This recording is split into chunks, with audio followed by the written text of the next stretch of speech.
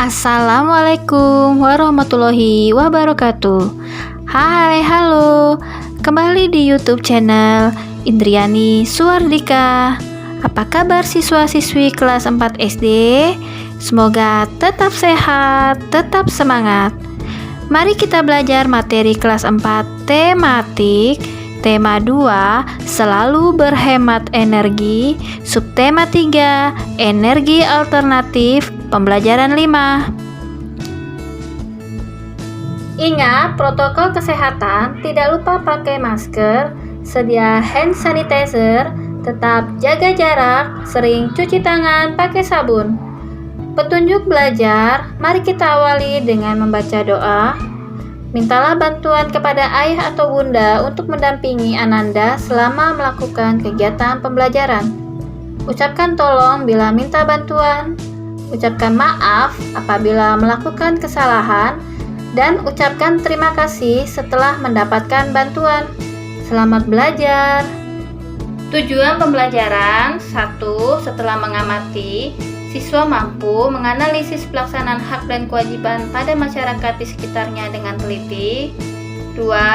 Setelah menganalisis, siswa mampu mempresentasikan hasil temuannya tentang pelaksanaan hak dan kewajiban masyarakat di sekitarnya dengan benar. 3. Setelah berdiskusi, siswa mampu membuat teks petunjuk tentang menghemat energi dengan benar. 4. Setelah berdiskusi, siswa mampu menyajikan teks petunjuk dalam bentuk poster dengan benar. Pembelajaran 5. Setiap hari kita memanfaatkan sumber daya alam sebagai makanan pokok. Salah satunya adalah singkong. Ayo kita cari tahu lebih lanjut tentang singkong. Ayo mengamati. Amati makanan yang terbuat dari singkong berikut. Apakah kamu mengetahui berbagai jenis makanan lain yang terbuat dari singkong di lingkungan tempat tinggalmu? Diskusikan dengan temanmu. Tuliskan hasil diskusimu pada kolom berikut. Jawab. 1.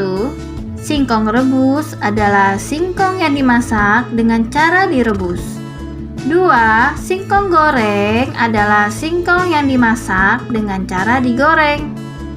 3. Singkong bakar adalah singkong yang dibuat dengan cara membakar singkong dalam bara api. 4. Keripik singkong adalah singkong yang dipotong tipis-tipis kemudian digoreng dan diberi bumbu penyedap. 5. Getuk adalah singkong rebus yang dihaluskan kemudian diberi gula merah dan parutan kelapa. 6. Singkong crispy adalah singkong goreng yang dibuat menjadi renyah. 7. Tape singkong adalah singkong yang diberi ragi pada singkong yang sudah dikukus. 8. Combro. Combro adalah singkong parut yang diberi bahan oncom dan bumbu lainnya, lalu digoreng. 9. Misro. Misro adalah singkong parut yang diberi gula merah atau gula Jawa kemudian digoreng. 10. Kue mata roda adalah olahan parutan singkong yang digunakan untuk membungkus pisang. Ayo kita cari tahu lebih lanjut tentang singkong. Indonesia merupakan daerah tropis yang kaya akan hasil sumber daya alam. Salah satunya adalah singkong. Singkong mempunyai potensi besar untuk dikembangkan. Singkong merupakan sumber kalori pangan yang murah. Singkong dikonsumsi sebagai salah satu makanan pokok oleh masyarakat. Singkong merupakan makanan yang kaya karbohidrat, terdapat kandungan gizi seperti protein, vitamin C, kalsium, fosfor, kalori, lemak, zat besi, dan vitamin B pada singkong. Dengan berbagai kandungan gizi yang terdapat pada singkong, maka singkong baik untuk dikonsumsi. Umbi singkong merupakan sumber energi yang kaya serat dan karbohidrat, namun miskin protein. Sumber protein justru terdapat pada daun singkong. Hampir semua bagian pohon singkong dapat dimanfaatkan, mulai dari umbinya hingga daunnya. Umbi singkong biasanya hanya diambil dagingnya saja untuk digoreng atau direbus, serta dijadikan tepung tapioka. Bagian daunnya dijadikan sebagai sayuran, dan bagian daun dan kulit bisa dijadikan sebagai makanan ternak. Singkong dapat digunakan sebagai sumber karbohidrat di samping beras.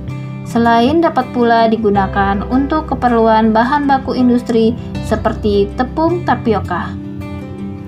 Di sekitar kita banyak sekali makanan yang diolah dari singkong. Misalnya keripik singkong, combro, misro, getuk, tape, donat, dan lain-lain. Dan bahkan hasil olahan singkong disebut menjadi mata pencarian bagi sebagian masyarakat, mulai dari bentuk usaha kecil, industri rumahan, hingga pabrik. Jawablah pertanyaan berikut berdasarkan teks. Singkong adalah salah satu sumber daya alam yang baik untuk dikonsumsi. Apakah kamu setuju dengan pernyataan tersebut? Jelaskan. Jawabannya setuju. Singkong mengandung zat gizi seperti protein, vitamin C, kalsium, fosfor, kalori, lemak, zat besi, dan vitamin B. Bagaimana singkong dimanfaatkan dalam kehidupan sehari-hari? Jelaskan. Jawaban: singkong selain dapat dijadikan makanan pokok, singkong dapat juga dijadikan makanan olahan. Apa saja jenis makanan yang terbuat dari hasil olahan singkong? Jawaban: combro, misro, donat, tape, getuk, dan lain-lain. Bagaimana singkong dapat mempengaruhi kesejahteraan masyarakat? Jawaban: singkong sebagai makanan olahan diproduksi oleh industri rumahan, bahkan industri besar seperti pabrik yang dapat dijadikan peluang lapangan pekerjaan dan mata pencarian bagi masyarakat. Diskusikan jawabanmu dengan teman dalam satu kelompok. Ayo berlatih. Tahukah kamu bahwa singkong juga dapat dijadikan sebagai energi alternatif? Selain dijadikan sebagai makanan, singkong dapat dijadikan sebagai bahan bakar alternatif yang dikenal dengan sebutan bioetanol. Bensin yang dicampur dengan bioetanol kualitasnya lebih baik. Cukup tambahkan 10% dari total volume bensin. Manfaat penggunaan bahan bakar alternatif bioetanol untuk kendaraan bermotor adalah 1. Pembakaran lebih sempurna. 2. Gas buang menjadi lebih bersih. 3. Tarikan lebih ringan. 4. Suara mesin lebih halus. 5. Hemat bahan bakar hingga 20%. 6. Memperpanjang usia bensin. 7. Ramah lingkungan karena bisa dibudidayakan, menghemat penggunaan bahan bakar fosil, dan mengurangi pencemaran. Selain singkong, sumber bioetanol lainnya dapat berupa ubi jalar, tebu, jagung, sorghum biji, sorghum manis, sagu, aren, nipah, lontar, kelapa, dan padi. Sumber bioetanol yang cukup potensial dikembangkan di Indonesia adalah singkong. Wah, ternyata singkong juga bisa dijadikan energi alternatif. Bahkan bisa menghemat bahan bakar seperti 1/5 atau 20%. Siswa-siswi kelas 4 SD, mari kita buka halaman 127. Perhatikan kembali pernyataan berikut. Penggunaan energi alternatif dari singkong atau bioetanol dapat hemat bahan bakar sekitar 1/5 atau 20%. Apakah kamu tahu cara mengubah pecahan menjadi persen dari pernyataan tersebut? Ayo kita diskusikan lebih lanjut. Persen adalah nama lain dari per 100. kita ketahui bahwa 100% adalah 100 per 100 sama dengan 1. Sehingga 1 sama dengan 100%, 1 per 1 sama dengan 100 per 100 sama dengan 1 sama dengan 100%. Cara mengubah pecahan menjadi persen. Perhatikan contoh berikut. 1 sama dengan 100 per 100. Hasilnya adalah 100%. Bagaimana dengan 1 per 5? Cara penyelesaiannya, ubah penyebut menjadi 100. 1 per 5 kita ubah menjadi 100. Bagi 100 dengan 5 atau penyebut dan dikalikan dengan satu pembilang. 100 dibagi 5 hasilnya 20. Jadi 20 per 100 atau disebut 20%. Mari kita buka halaman 128. Di sana ada latihan mengubah pecahan menjadi persen dan mengubah persen menjadi pecahan.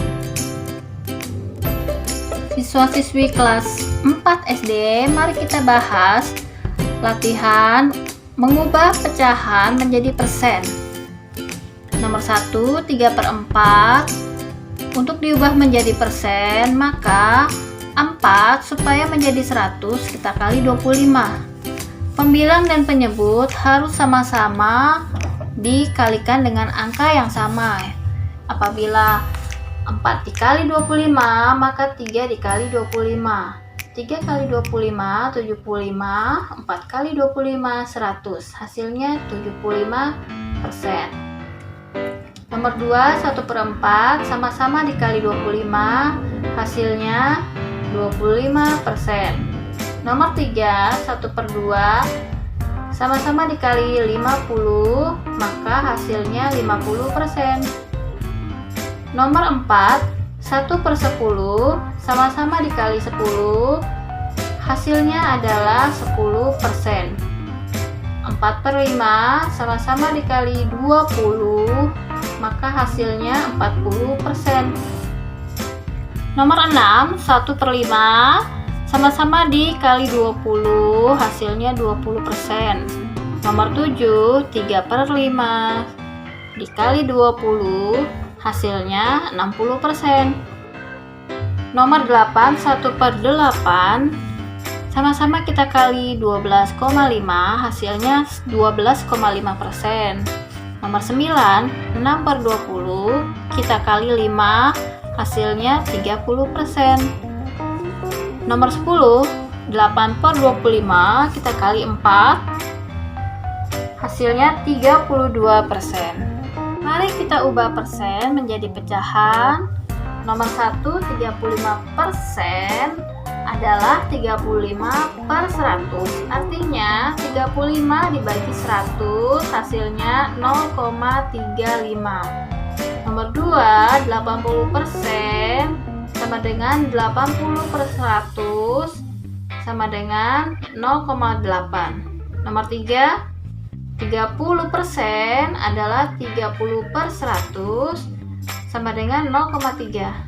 Nomor 4, 40%, 40 per 100 hasil 0,4. Nomor 5, 12% sama dengan 12 per 100 hasil 0,12. Nomor 6, 28% adalah 28 per 100 hasil 0,28. Nomor 7, 60% sama dengan 60 per 100 hasil 0,6. 18% sama dengan 18 per 100 hasil 0,18. 8% sama dengan 8 per 100 hasil 0,08. Nomor 10, 15% sama dengan 15 per 100 hasil 0,15. Nomor 11, 32% sama dengan 32 per 100 hasilnya 0,32. Nomor 12, 90% adalah 90 per 100 hasil 0,9. Mari kita selesaikan soal cerita berikut. Pak Tagor biasanya mengisi tangki sepeda motornya dengan bensin sebanyak 28 liter dalam sebulan. Setelah menggunakan energi alternatif bioetanol, Pak Tagor menghemat bahan bakar sekitar 1/4 dari biasanya. Berapa persen penghematan yang dilakukan Pak Tagor? Jawabannya adalah 25%. Nomor 2, siswa-siswi kelas 4 diminta untuk membuat soal pecahan diubah menjadi persen. Dan soal nomor 3, soal tersebut ditukar dengan teman kalian dan diselesaikan. Diskusikan jawabannya secara berpasangan. Ayo bernyanyi. Kamu akan menyanyikan syair lagu Kring-kring ada sepeda secara berpasangan. Perhatikan cara gurumu menyanyikan lagu tersebut. Kemudian cermati penjelasan gurumu tentang tempo dan tinggi rendah nada. Setiap pasangan akan tampil secara bergiliran. Ketika pasangan lain tampil, kamu memperhatikan teknik menyanyi pasangan yang tampil dan membuat catatan pada kertas yang telah disediakan guru. Catatan lebih diutamakan tentang tempo dan tinggi rendah nada. Mari bernyanyi. Kring-kring ada sepeda. Kring-kring-kring ada sepeda. Sepedaku roda 3. Ku dapat dari ayah karena rajin bekerja. Tok tok tok suara sepatu. Sepatuku kulit lembu. Ku dapat dari ibu karena rajin membantu. Siswa-siswi kelas 4 SD bisa kirim rekaman menyanyikan lagu Kring-kring ada sepeda kepada guru kalian. Sekian materi tema 2, subtema 3, pembelajaran 5. Terima kasih sudah menonton. Ayo untuk subscribe, like, dan share channel Ibu Guru. Wassalamualaikum warahmatullahi wabarakatuh. Sampai jumpa di video selanjutnya.